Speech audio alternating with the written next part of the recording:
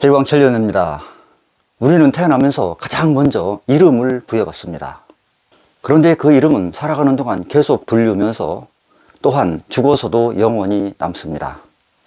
그러니까 이름 굉장히 중요합니다. 그러니까 그 이름은 그 사람의 정체성을 나타낼 뿐만 아니라 그 사람의 이미지를 나타냅니다.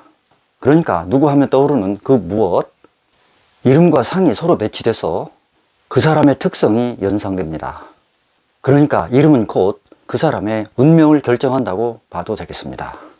즉, 이름은 그 사람의 아이덴티티, 즉 정체성을 나타낸다는 것.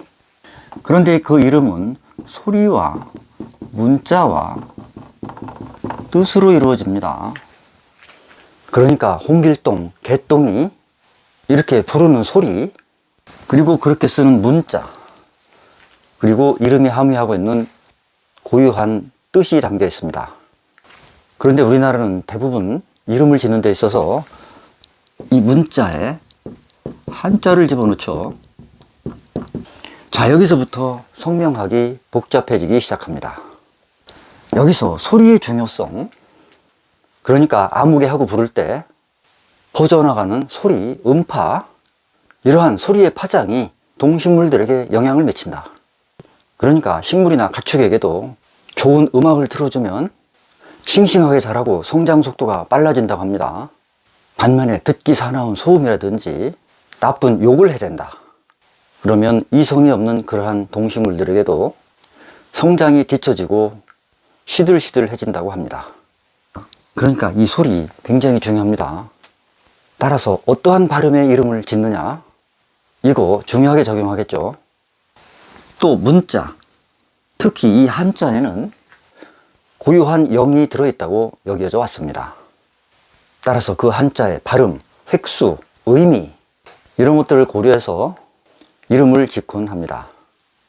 그러면 이렇게 이름을 짓는 장명에는 어떠한 원칙들이 있는지 가장 흔하게 사용하는 이론을 중심으로 간단하게 살펴보겠습니다. 성명학에도 다양한 이론들이 무수히 많습니다. 그런데 그러한 이론들을 다 따르다 보면 이름을 짓기가 정말로 힘듭니다. 따라서 몇 개의 기본 원칙만 세워두고 듣기 좋고 부르기 좋은 이름, 거기다가 의미까지 좋은 이름, 그러면 재상이라고 할 수 있겠습니다. 자, 장명할 때는 먼저 그 사람의 사주에 필요한 오행, 필요한 오행입니다.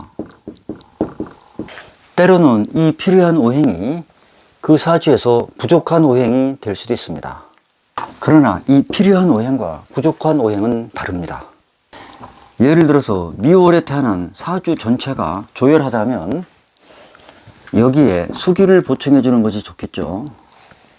이따가 예를 하나 들어보겠습니다.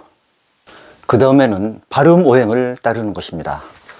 발음 오행, 그러니까 우리나라 말에 가나다라 마바사, 이렇게 각 글자들이 나타내는 발음, 예를 들면 기역은 목, 니은은 화, 미음은 수, 이런 것들을 조합하되 서로 상생의 흐름이 되도록 이름을 구성하는 방법입니다. 또 자원오행이라고 있습니다. 글자가 나타내는 오행, 그러니까 이 글자는 성했을 때 김이라고 있죠. 이때는 이 기역이 목이 됩니다. 그러나 의미로 하면 오행의 금이 됩니다. 또 한강할 때 이 한자 히읗으로 시작하니까 발음 오행은 토가 되겠습니다. 그런데 여기 물숫자가 들어갔죠. 자원 오행으로는 수가 됩니다. 그런데 여기서 이 히읗, 이음도 마찬가지입니다. 대부분 성명학에서는 이것을 토로 사용하지만 원래 훈민정음에서는 이것이 발음상 수로 분류되어 있습니다. 또 글자의 획수를 표시하는 수리오행, 자, 이것이 가장 골치 아픈 분야입니다.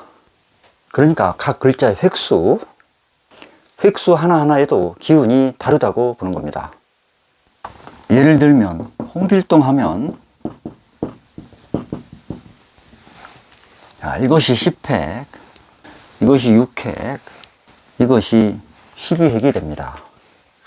그래가지고 이것을 원이라고 하고, 이것을 형, 또 성과 이름의 마지막 자를 2, 또 3개의 숫자를 답한 것을 정이라고 합니다. 따라서 이러한 원형, 이 정의 숫자 조합이 길한 조합으로 이루어지면 좋은 이름이라고 판단하는 이론입니다. 그런데 이러한 숫자의 조합과 글자의 의미를 동시에 다 맞추기 위해서는 엄청난 노력이 필요합니다. 따라서 이러한 획수를 맞추기 위해서 잘 쓰지도 않는 이상한 한자를 집어넣는 경우 많습니다. 저는 이 수리요행 별로 신뢰하지 않습니다. 더군다나 한자를 모국어로 사용하는 중국에서는 이러한 정자체를 쓰지 않고 간자체를 쓰죠. 즉 획수의 의미가 무의미해졌습니다.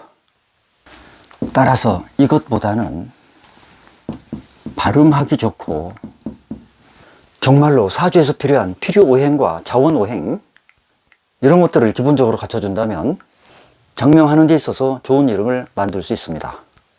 또 하나는 태어난 해, 예를 들어서 2024 갑진년 하면 태어난 해의 끝 숫자 요거하고, 또 이름의 글자상에 나타나는 발음 오행, 이것과 결부시켜서 명리에서 말하는 십신, 그러니까 비견, 겁재, 식신, 상관, 편재, 정재, 편관, 정관, 편인, 정인, 이러한 십신을 결부시켜서 장명하는 경우도 있습니다. 또한 홍길동 하면 태어난 해의 천간, 그리고 지지, 이것은 목이고 이건 토죠. 이것을 각 글자에 초성, 중성, 종성과 결부시켜서 이렇게 십신을 연결해서 장명하는 경우도 있습니다. 자, 이론이 다양합니다. 그리고 또한 굉장히 복잡합니다. 이론이 복잡하다고 해서 좋은 것은 아닙니다. 아까도 말씀드렸듯이 부르기 좋고 듣기 좋고 뜻이 좋은 이름이면 그야말로 좋은 이름입니다. 그러면 왜 이름이 중요하냐? 아까도 말씀드렸듯이 이름은 그 사람의 정체성을 나타냅니다. 또한 사주가 그 사람의 선천운을 나타낸다면 성명은 그 사람의 후천적인 명을 대변해 줍니다. 다시 말해서 이 성명은 개운의 역할도 한다. 따라서 이 이름 잘 짓는 것이 중요하겠습니다. 그러면 제가 이름을 지었던 사주의 예문 하나 들어보겠습니다. 자, 모인 김이, 개미 정사, 여자분이었습니다. 이렇게 미월, 굉장히 뜨거운 여름에 태어났습니다. 옆에 미토가 하나 또 있죠. 그리고 천간에서는 이렇게 무ገብ을 해서 또한 화기를 만들어냅니다. 게다가 이렇게 정계충으로 이 사주에서 가장 필요한 수기가 상합니다.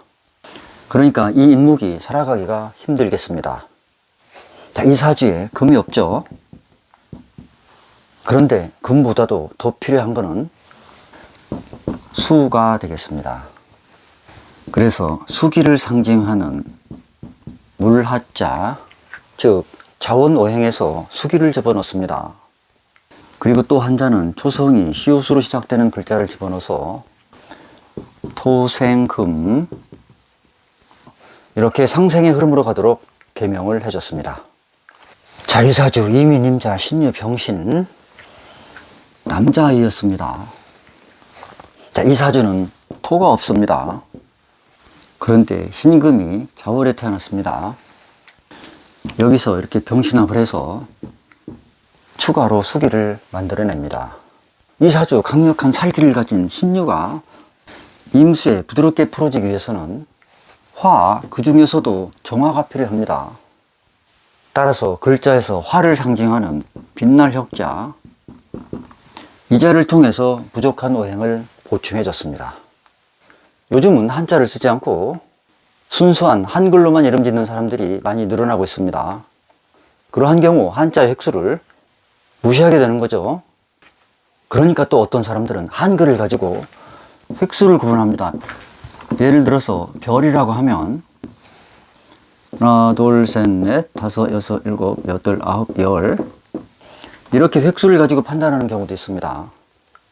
그러나 저는 이거 그렇게 중요하게 여기지 않습니다. 자, 이름, 그 사람의 정체성, 이미지를 나타낸다고 했습니다.